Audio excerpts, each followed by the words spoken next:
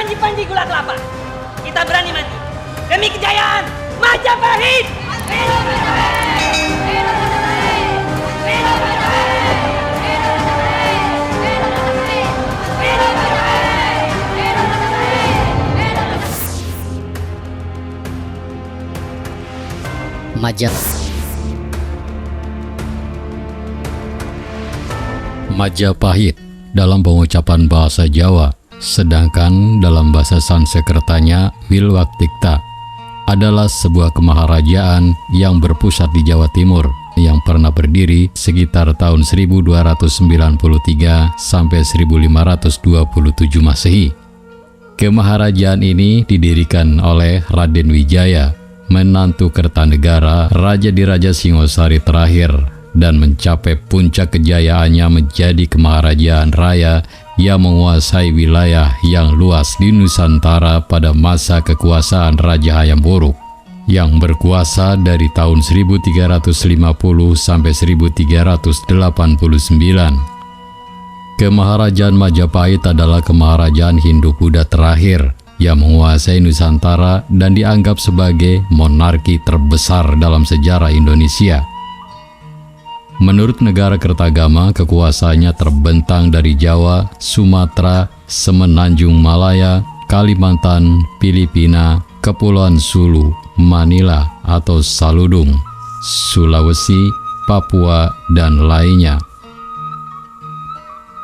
Sejarah mengenai kemaharajaan Majapahit masih menjadi salah satu subjek penelitian yang menarik untuk dibahas dan ditelusuri lebih jauh lagi. Sumber utama yang digunakan oleh para sejarawan diantaranya adalah Pararaton, Kitab Raja-Raja dalam bahasa Kawi, dan Nagara Kertagama dalam bahasa Jawa kuno.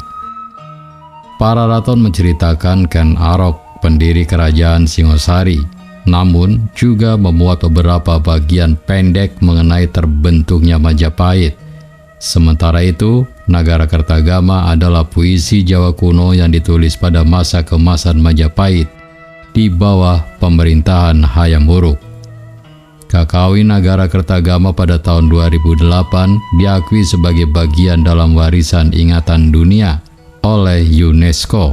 Selain itu, terdapat beberapa prasasti dalam bahasa Jawa kuno maupun catatan sejarah dari Tiongkok dan negara-negara lain.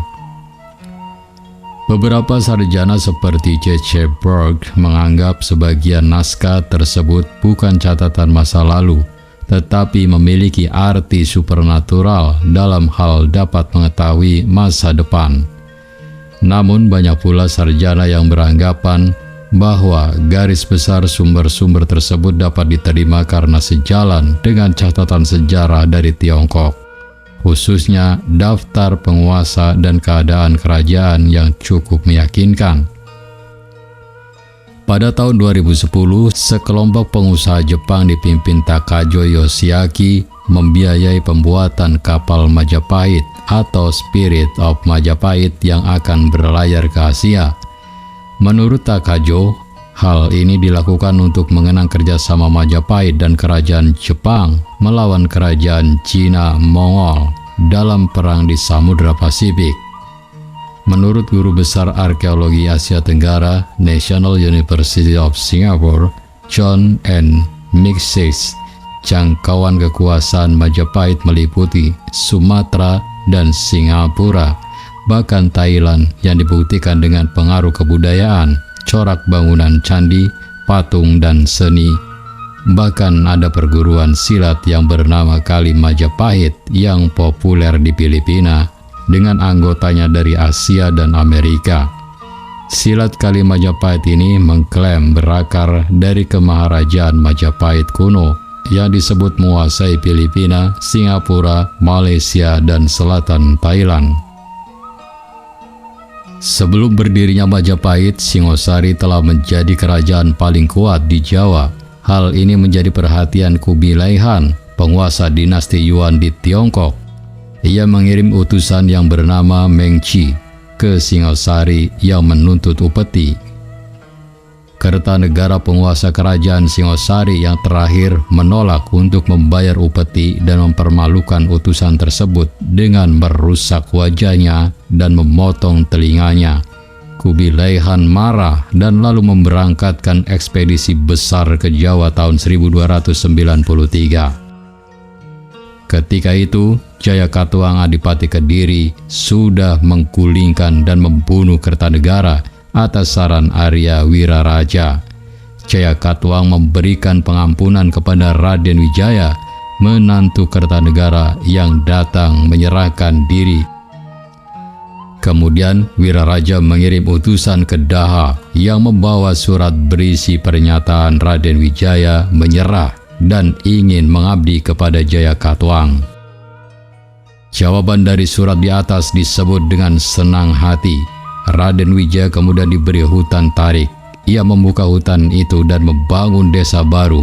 Desa itu dinamai Majapahit, yang namanya diambil dari buah maja dan rasanya yang begitu pahit dari buah tersebut. Ketika pasukan Mongol tiba, Wijaya bersekutu dengan pasukan Mongol untuk bertempur melawan Jayakatwang. Setelah berhasil menjatuhkan Jayakatwang, Raden Wijaya berbalik menyerang sekutu Mongol sehingga memaksa mereka menarik pulang kembali pasukannya secara kalang kabut karena mereka berada di negeri asing. Saat itu juga merupakan kesempatan terakhir mereka untuk menangkap angin muson agar dapat pulang, atau mereka terpaksa harus menunggu 6 bulan lagi di pulau yang asing.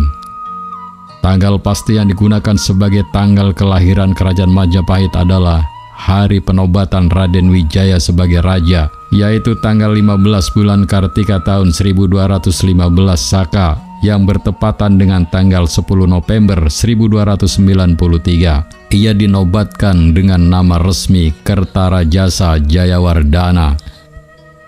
Kerajaan ini menghadapi masalah. Beberapa orang terpercaya Kertarajasa termasuk Ronggolawe, Sora, dan Nambi memberontak melawannya.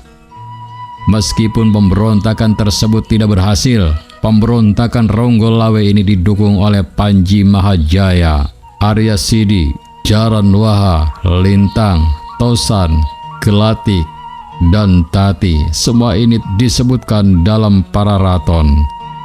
Slamet Muljana menduga bahwa Mahapati Halayudala yang melakukan konspirasi untuk menjatuhkan semua orang terpercaya raja agar ia dapat mencapai posisi tertinggi dalam pemerintahan. Namun setelah kematian pemberontak terakhir, Halayuda ditangkap dan dipenjara dan lalu dihukum mati. Wijaya meninggal dunia pada tahun 1309. Putra dan penerus Wijaya adalah Jayanegara. Pararaton menyebutnya Kologemet, yang berarti penjahat lemah. Kira-kira dalam suatu waktu dalam kurun pemerintahan Jayanegara, seorang pendeta Italia, Odorico do Pordenone, mengunjungi keraton Majapahit di Jawa. Pada tahun 1328, Jayanegara dibunuh oleh tabibnya Tanca. Ibu tirinya yaitu Gayatri Rajapatni seharusnya menggantikannya, akan tetapi Rajapatni memilih mengundurkan diri dari istana dan menjadi biksuni. Rajapatni menunjuk anak perempuannya, Tribhuwana Wijaya Tunggadewi, untuk menjadi Ratu Majapahit. Pada tahun 1336, Tribhuna menunjuk Gajah Mada sebagai Mahapati. Pada saat pelantikannya, Gajah Mada mengucapkan Sumpah Palapa yang menunjukkan rencananya untuk melebarkan kekuasaan Majapahit dan membangun sebuah kemaharajaan. Selama kekuasaan Tribhuwana, kerajaan Majapahit berkembang menjadi lebih besar dan terkenal di Kepulauan Nusantara. Tribhuwana berkuasa di Majapahit sampai kematian ibunya pada tahun 1350. Ia diteruskan oleh putranya Hayam Wuruk. Demikian kisah sejarah Majapahit. Saya yakin Anda memiliki pendapat yang berbeda. Oleh karena itu, jika ada perbedaan atau ingin melengkapi, silakan tulis di kolom komentar dengan bijak. Terima kasih telah menyimak video ini sampai selesai. Jangan lupa bantu kami dengan cara klik tombol subscribe, like, komen, dan share sebanyak-banyaknya. Ciao!